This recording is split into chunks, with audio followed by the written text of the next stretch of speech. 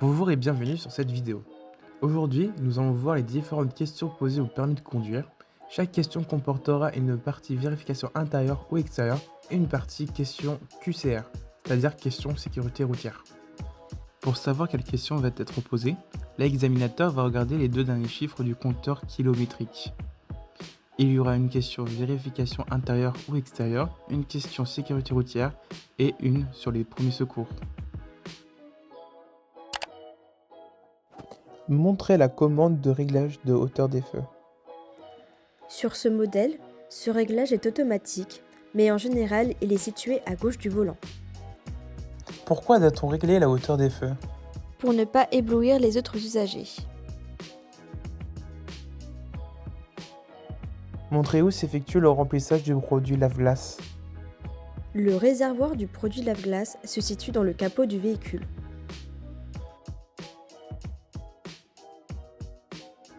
Pourquoi est-il préférable d'utiliser un liquide spécial en hiver? Pour éviter le gel du liquide.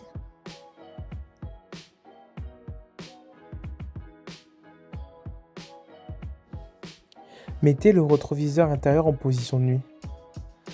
Sur ce modèle, il se positionne automatiquement, mais il est possible de le positionner manuellement en tirant sur cette languette. Quel est l'intérêt de la position nuit? La position nuit nous empêche d'être éblouis par les feux du véhicule suiveur. Contrôlez l'état du flanc sur l'un des pneumatiques. Les pneumatiques doivent être en bon état. Toute anomalie doit être signalée. Citez un endroit où l'on peut trouver les pressions préconisées pour les pneumatiques. Elles sont indiquées soit sur une plaque sur une portière, soit dans la notice d'utilisation du véhicule, ou soit au niveau de la trappe à carburant.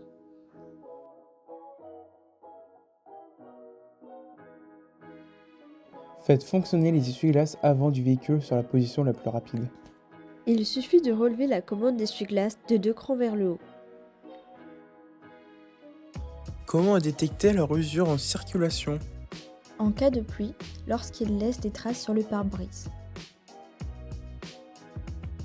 Vérifiez l'état et la propreté des plaques d'immatriculation. Il faut vérifier les plaques à l'avant et à l'arrière en s'assurant qu'elles soient propres et en bon état. Toute anomalie doit être signalée. Quelles sont les précautions à prendre en cas d'installation d'un porte-vélo? La plaque d'immatriculation et les feux doivent être visibles. Vérifiez la présence du gilet de haute visibilité.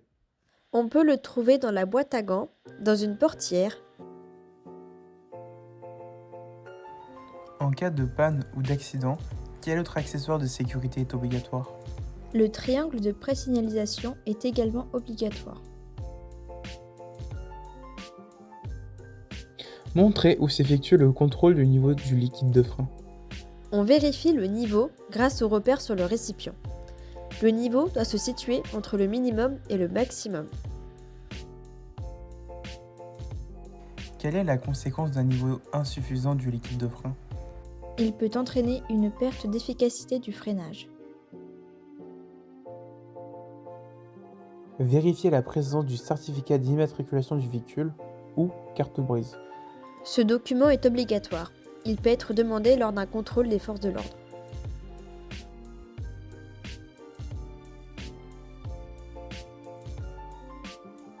Quels sont les deux autres documents obligatoires à présenter en cas de contrôle par les forces de l'ordre?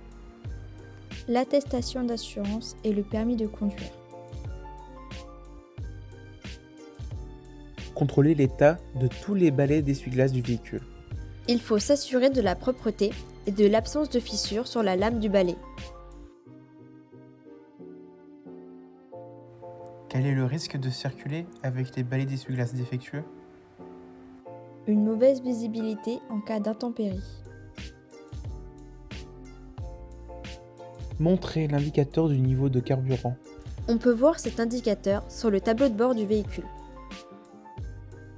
Quelles sont les précautions à prendre lors du remplissage du réservoir?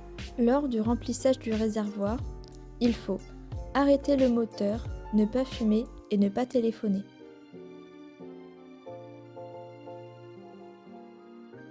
Montrez où s'effectue le remplissage du liquide de refroidissement.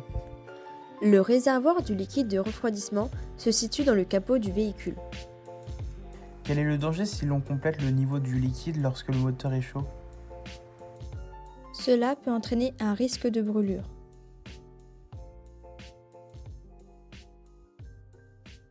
Actionnez le dégivrage de la lunette arrière et montrez le voyant ou le repère correspondant.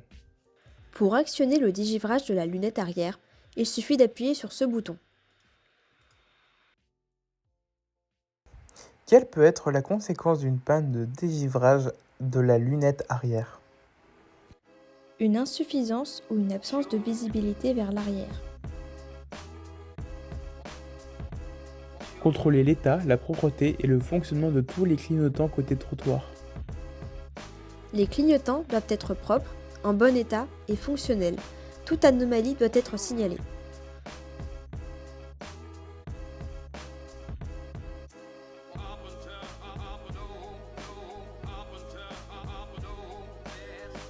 Quelle est la signification d'un clignotement plus rapide?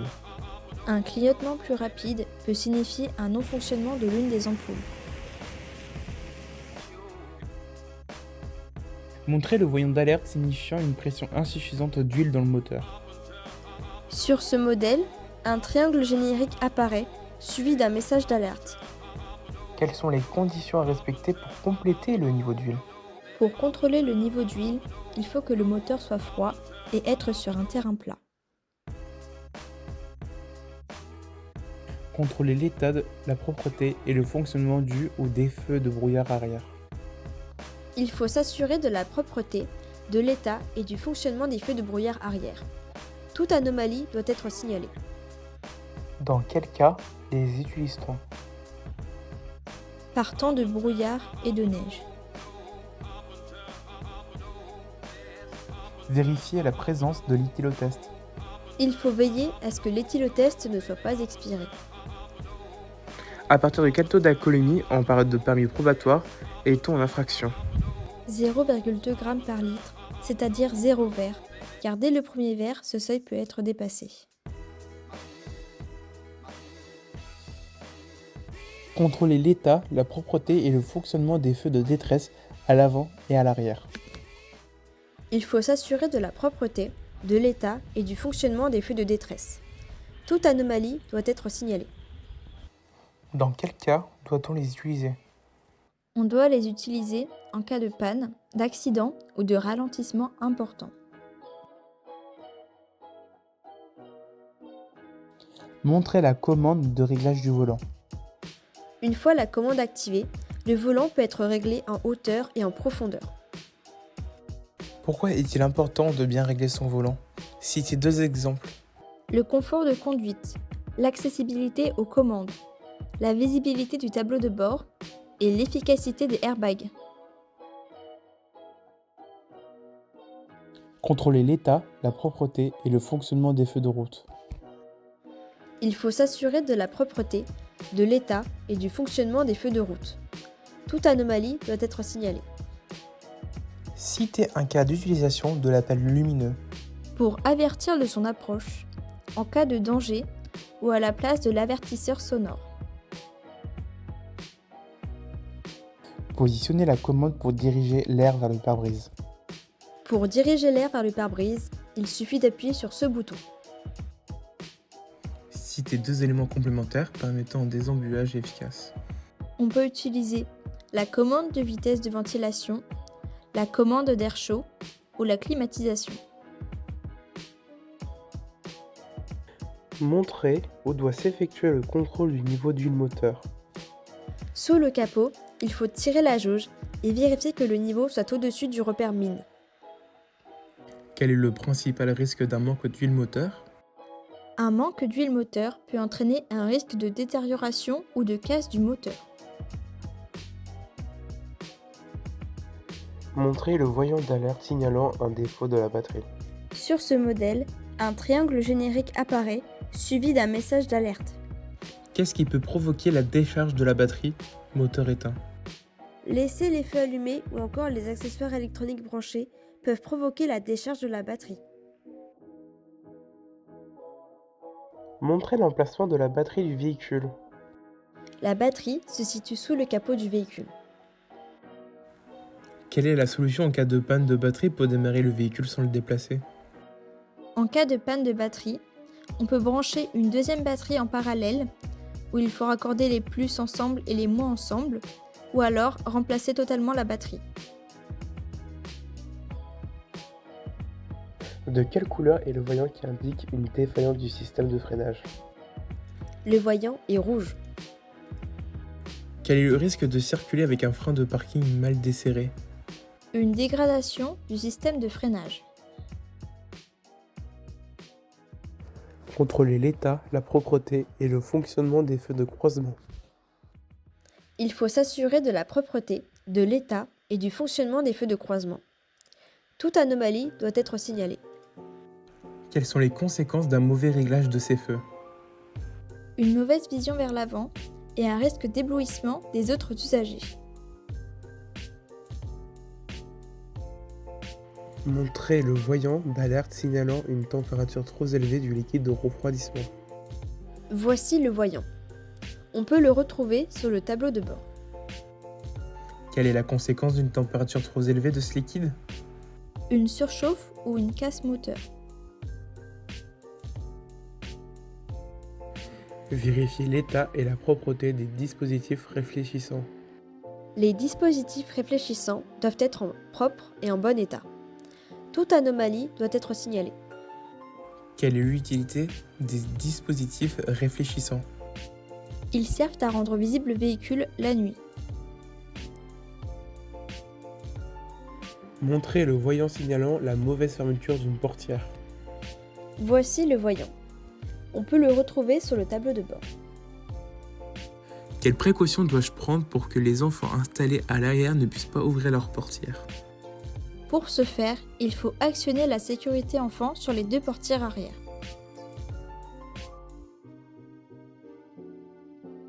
Contrôler l'état, la propreté et le fonctionnement des feux de position à l'avant et à l'arrière du véhicule.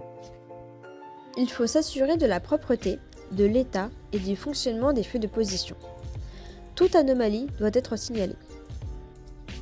Par temps clair, à quelle distance doivent-ils être visibles?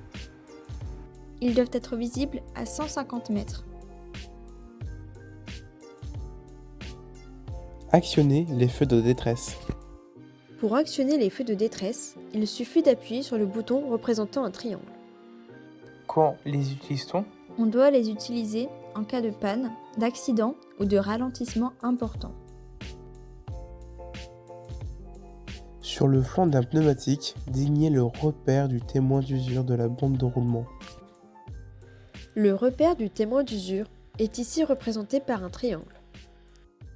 Qu'est-ce que l'aquaplanage et quelle peut être sa conséquence? C'est la présence d'un film d'eau entre le pneumatique et la chaussée, pouvant entraîner une perte de contrôle du véhicule. Montrez la commande permettant d'actionner le régulateur de vitesse. Pour actionner le régulateur, il faut appuyer sur le bouton 2 fois et ensuite faire des à-coups vers le haut pour augmenter la vitesse et vers le bas pour la diminuer. Sans actionner la commande du régulateur, comment le désactiver rapidement? Pour le désactiver rapidement, on peut appuyer sur la pédale de frein ou d'embrayage.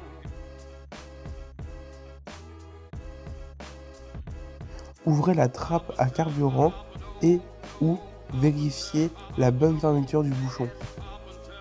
Pour ouvrir la trappe, il faut exercer une pression. Puis, on vérifie la fermeture du bouchon. Quelles sont les précautions à prendre lors du remplissage du réservoir? Lors du remplissage du réservoir, il faut arrêter le moteur, ne pas fumer et ne pas téléphoner.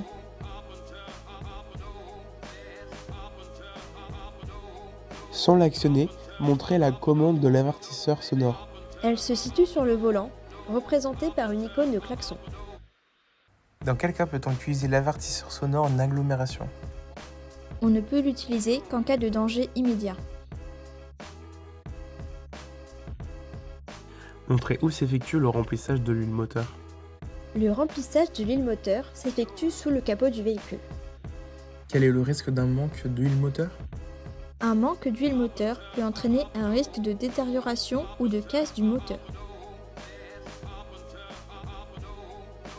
Montrez la commande permettant de désactiver l'airbag du passager avant. Dans ce modèle, elle se situe dans la boîte à gants et nécessite la clé du véhicule. Dans quelle situation doit-on le désactiver? On doit le désactiver lors du transport d'un enfant à l'avant dans un siège auto, dos à la route. À l'aide de la plaque indicative, donnez la pression préconisée pour les pneumatiques arrière, véhicule chargé. Il faut trouver la plaque dans la portière, puis lire la ligne où il y a le plus de charge.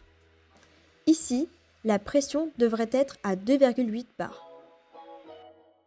À quelle fréquence est-il préconisé de vérifier la pression des pneus?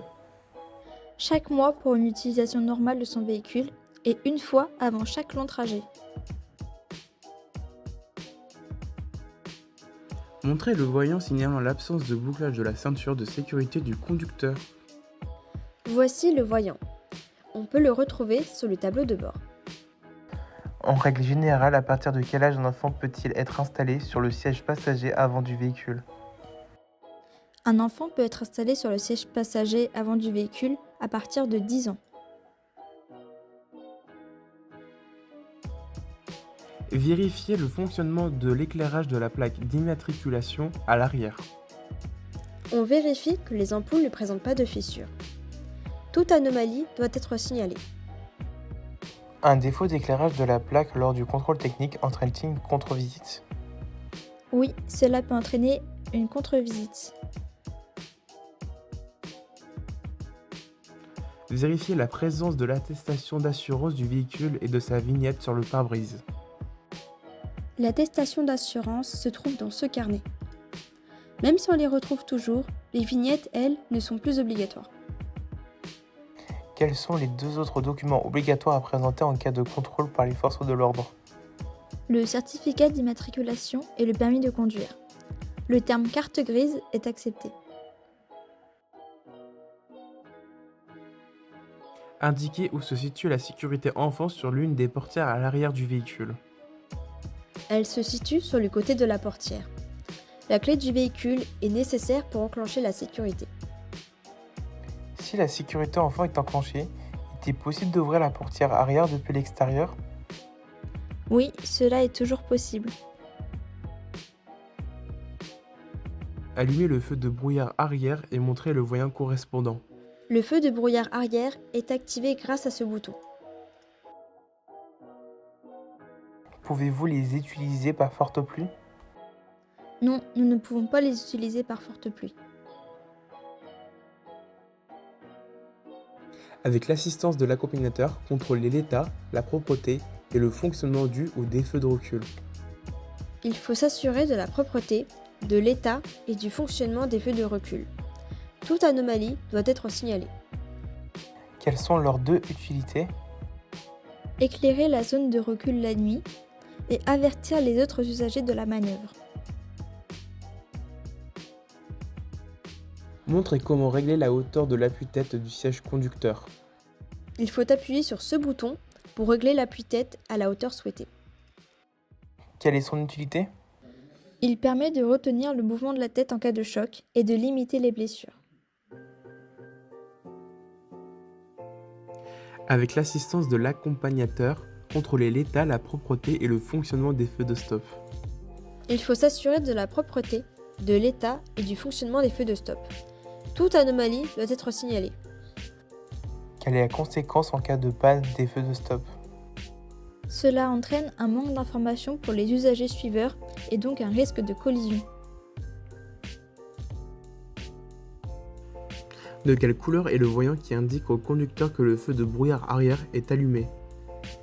Le voyant du feu de brouillard arrière est jaune. Quelle est la différence entre un voyant orange et un voyant rouge? Les voyants rouges signifient une anomalie de fonctionnement ou un danger. Les voyants orange relèvent d'un élément important. Ouvrez et refermez le capot, puis vérifiez sa bonne fermeture.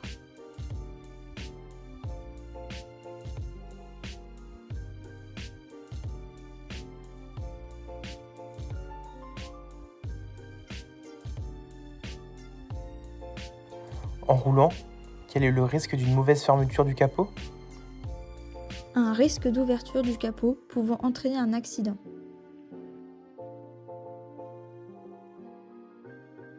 Montrez la commande de recyclage de l'air. Le recyclage de l'air s'active en appuyant sur ce bouton.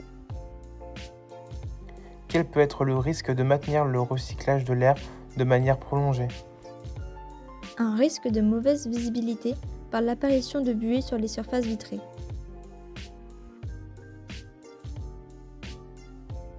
Montrez l'orifice de remplissage du produit lave-glace. Il se situe sous le capot du véhicule. Quel est le principal risque d'une absence de liquide de lave-glace? Une absence de liquide lave-glace peut entraîner une mauvaise visibilité. Allumez les feux de route et montrez le voyant correspondant. Il faut d'abord se mettre en feu de croisement, puis activer la commande. Le voyant bleu est visible sur le tableau de bord. Quel est le risque de maintenir les feux de route lors d'un croisement avec d'autres usagers? Un risque d'éblouissement des autres usagers. Vérifiez l'état, la propreté et le fonctionnement des feux diurnes.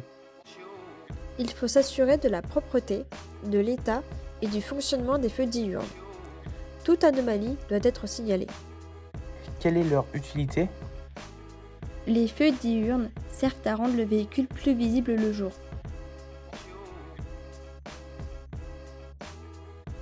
Vérifiez la présence du constat amiable dans le véhicule. En cas d'accident, dans quel délai doit-il être transmis à l'assureur? Il doit être transmis à l'assureur dans un délai de 5 jours ouvrés. Vérifiez la présence du triangle de présignalisation. On le retrouve généralement dans le coffre.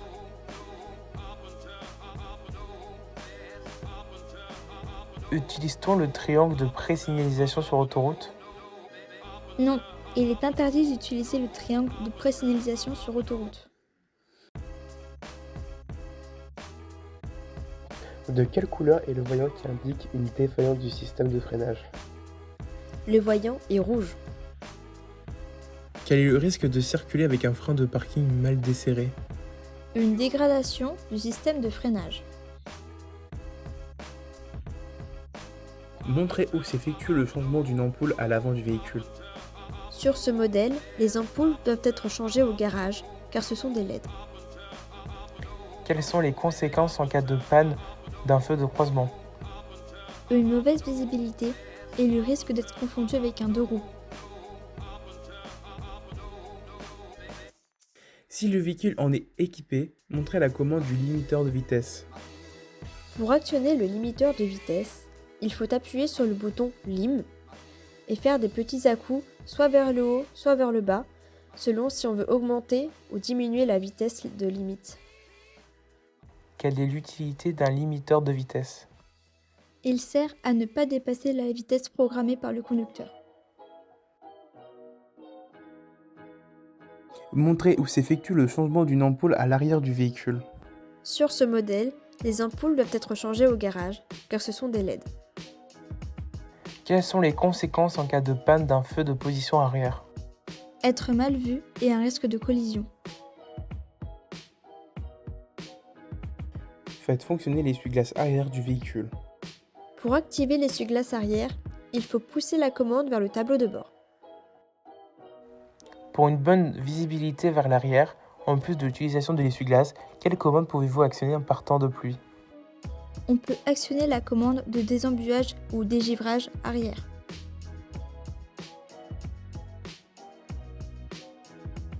Ouvrez et refermez le coffre, puis vérifiez sa bonne fermeture. Sur ce modèle, il existe un bouton pour refermer le coffre, mais on peut également le fermer manuellement. Lorsque vous transportez un poids important dans le coffre, quelles sont les précautions à prendre en ce qui concerne les pneumatiques et l'éclairage? Il faut augmenter la pression des pneumatiques et régler la hauteur des feux avant. Indiquez où se situent les attaches de type Isofix dans le véhicule. Elle se situe aux extrémités des sièges arrière. Pour info, les attaches de type Isofix sont obligatoires sur les véhicules neufs depuis 2011. Peut-on fixer tous les sièges enfants sur des attaches de type Isofix? Non, nous ne pouvons pas fixer tous les sièges, seulement ceux compatibles avec ce type d'attache. Ouvrez et refermez le coffre, puis vérifiez sa bonne fermeture. Sur ce modèle, il existe un bouton pour refermer le coffre, mais on peut également le fermer manuellement. Quels sont les risques de circuler avec des objets sur la plage arrière? Une mauvaise visibilité vers l'arrière et un risque de projection en cas de freinage brusque ou de choc. Montrez sur le tableau de bord le voyant indiquant une baisse de pression d'air d'un pneumatique. Voici le voyant. On peut le retrouver sur le tableau de bord. À quelle fréquence est-il préconisé de vérifier la pression des pneus? Chaque mois pour une utilisation normale de son véhicule et une fois avant chaque long trajet. Procédez à l'ouverture du capot, puis à sa fermeture en vous assurant de son verrouillage.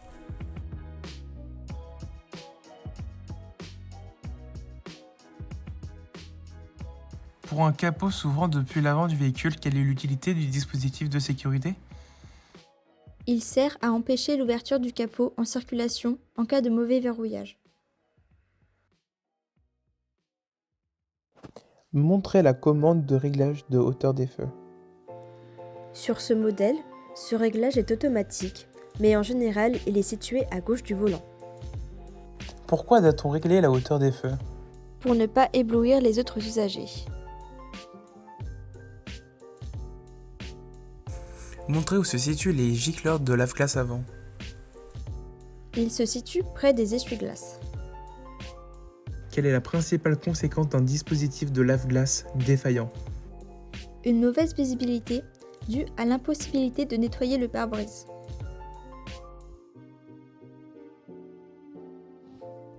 Mettez le rétroviseur intérieur en position de nuit. Sur ce modèle, il se positionne automatiquement, mais il est possible de le positionner manuellement en tirant sur cette languette. Quel est l'intérêt de la position nue? La position nuit nous empêche d'être éblouis par les feux du véhicule suiveur. Contrôlez l'état du flanc sur l'un des pneumatiques. Les pneumatiques doivent être en bon état. Toute anomalie doit être signalée. Citez un endroit où l'on peut trouver les pressions préconisées pour les pneumatiques. Elles sont indiquées, soit sur une plaque sur une portière, soit dans la notice d'utilisation du véhicule, ou soit au niveau de la trappe à carburant.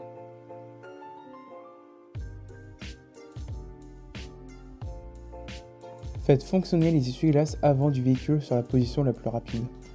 Il suffit de relever la commande d'essuie-glace de 2 crans vers le haut. Comment détecter leur usure en circulation? En cas de pluie, lorsqu'il laisse des traces sur le pare-brise. Montrez où s'effectue le contrôle du niveau du liquide de frein. On vérifie le niveau grâce au repère sur le récipient. Le niveau doit se situer entre le minimum et le maximum. Quelle est la conséquence d'un niveau insuffisant du liquide de frein? Il peut entraîner une perte d'efficacité du freinage. Vérifiez la présence du gilet de haute visibilité. On peut le trouver dans la boîte à gants, dans une portière. En cas de panne ou d'accident, quel autre accessoire de sécurité est obligatoire?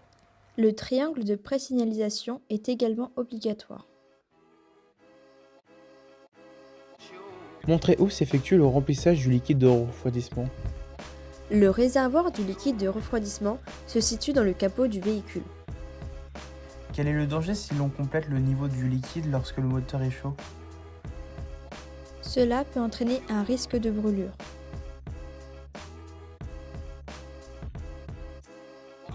Actionnez le dégivrage de la lunette arrière et montrez le voyant ou le repère correspondant. Pour actionner le dégivrage de la lunette arrière, il suffit d'appuyer sur ce bouton. Quelle peut être la conséquence d'une panne de dégivrage de la lunette arrière? Une insuffisance ou une absence de visibilité vers l'arrière. Contrôler l'état, la propreté et le fonctionnement de tous les clignotants côté trottoir. Les clignotants doivent être propres, en bon état et fonctionnels. Toute anomalie doit être signalée.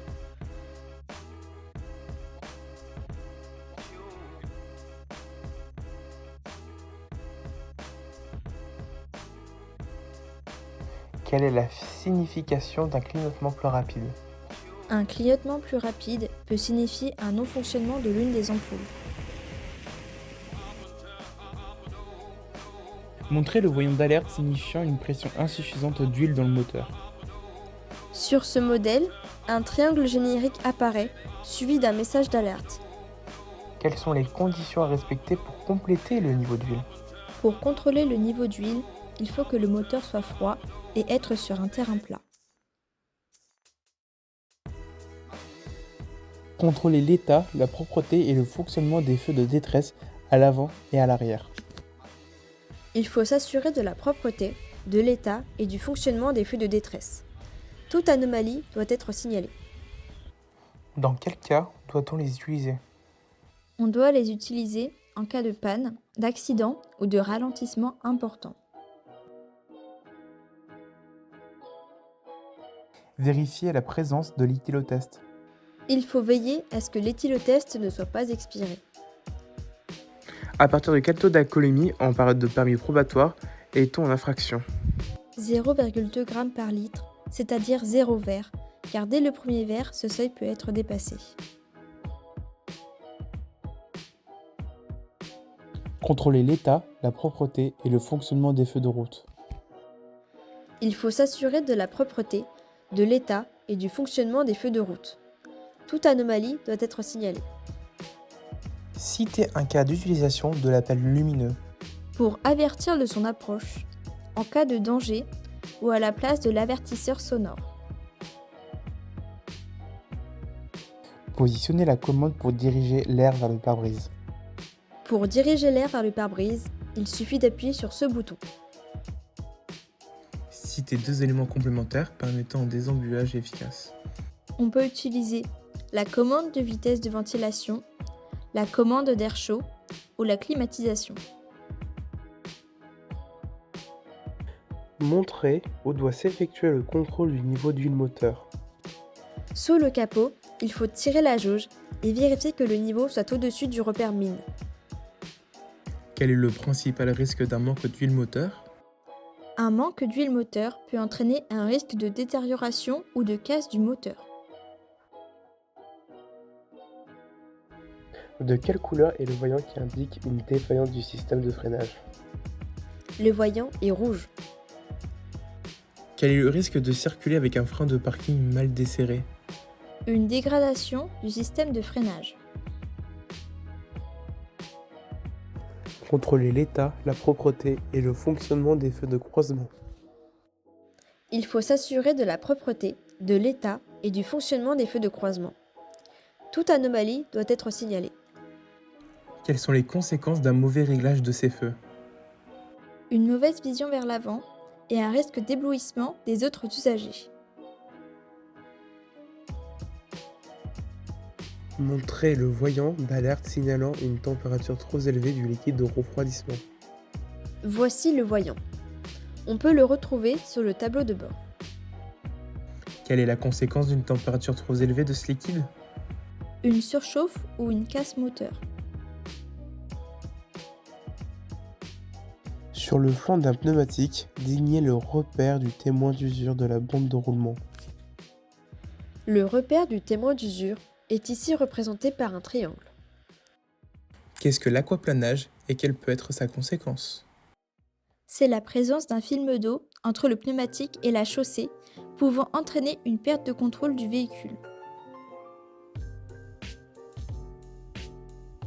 Actionnez les feux de détresse. Pour actionner les feux de détresse, il suffit d'appuyer sur le bouton représentant un triangle. Dans quel cas doit-on les utiliser? On doit les utiliser en cas de panne, d'accident ou de ralentissement important. À l'aide de la plaque indicative, donnez la pression préconisée pour les pneumatiques arrière, véhicule chargé. Il faut trouver la plaque dans la portière, puis lire la ligne où il y a le plus de charge. Ici, la pression devrait être à 2,8 bars. À quelle fréquence est-il préconisé de vérifier la pression des pneus? Chaque mois pour une utilisation normale de son véhicule et une fois avant chaque long trajet. Montrez la commande permettant de désactiver l'airbag du passager avant. Dans ce modèle, elle se situe dans la boîte à gants et nécessite la clé du véhicule. Dans quelle situation doit-on le désactiver? On doit le désactiver lors du transport d'un enfant à l'avant dans un siège auto, dos à la route.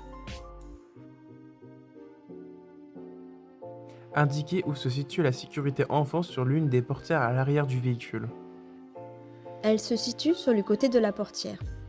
La clé du véhicule est nécessaire pour enclencher la sécurité.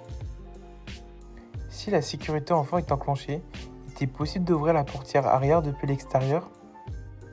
Oui, cela est toujours possible. Montrez le voyant signalant l'absence de bouclage de la ceinture de sécurité du conducteur. Voici le voyant. On peut le retrouver sur le tableau de bord. En règle générale, à partir de quel âge un enfant peut-il être installé sur le siège passager avant du véhicule? Un enfant peut être installé sur le siège passager avant du véhicule à partir de 10 ans. Avec l'assistance de l'accompagnateur, contrôlez l'état, la propreté et le fonctionnement des feux de stop. Il faut s'assurer de la propreté, de l'état et du fonctionnement des feux de stop. Toute anomalie doit être signalée. Quelle est la conséquence en cas de panne des feux de stop? Cela entraîne un manque d'information pour les usagers suiveurs et donc un risque de collision. Allumez le feu de brouillard arrière et montrez le voyant correspondant. Le feu de brouillard arrière est activé grâce à ce bouton. Pouvez-vous les utiliser par forte pluie? Non, nous ne pouvons pas les utiliser par forte pluie. Vérifiez l'état, la propreté et le fonctionnement des feux diurnes. Il faut s'assurer de la propreté, de l'état et du fonctionnement des feux diurnes. Toute anomalie doit être signalée. Quelle est leur utilité? Les feux diurnes servent à rendre le véhicule plus visible le jour. Montrez la commande de recyclage de l'air. Le recyclage de l'air s'active en appuyant sur ce bouton. Quel peut être le risque de maintenir le recyclage de l'air de manière prolongée? Un risque de mauvaise visibilité par l'apparition de buées sur les surfaces vitrées.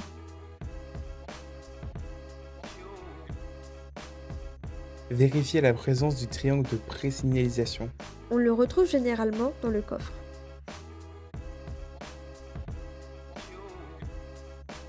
Utilise-t-on le triangle de pré-signalisation sur autoroute? Non, il est interdit d'utiliser le triangle de pré-signalisation sur autoroute. Allumez les feux de route et montrez le voyant correspondant. Il faut d'abord se mettre en feu de croisement, puis activer la commande. Le voyant bleu est visible sur le tableau de bord. Quel est le risque de maintenir les feux de route lors d'un croisement avec d'autres usagers? Un risque d'éblouissement des autres usagers. Montrez où s'effectue le changement d'une ampoule à l'avant du véhicule. Sur ce modèle, les ampoules doivent être changées au garage, car ce sont des LED. Quelles sont les conséquences en cas de panne d'un feu de croisement? Une mauvaise visibilité et le risque d'être confondu avec un deux roues. Faites fonctionner l'essuie-glace arrière du véhicule. Pour activer l'essuie-glace arrière, il faut pousser la commande vers le tableau de bord. Pour une bonne visibilité vers l'arrière, en plus de l'utilisation de l'essuie-glace, quelle commande pouvez-vous actionner par temps de pluie? On peut actionner la commande de désembuage ou dégivrage arrière.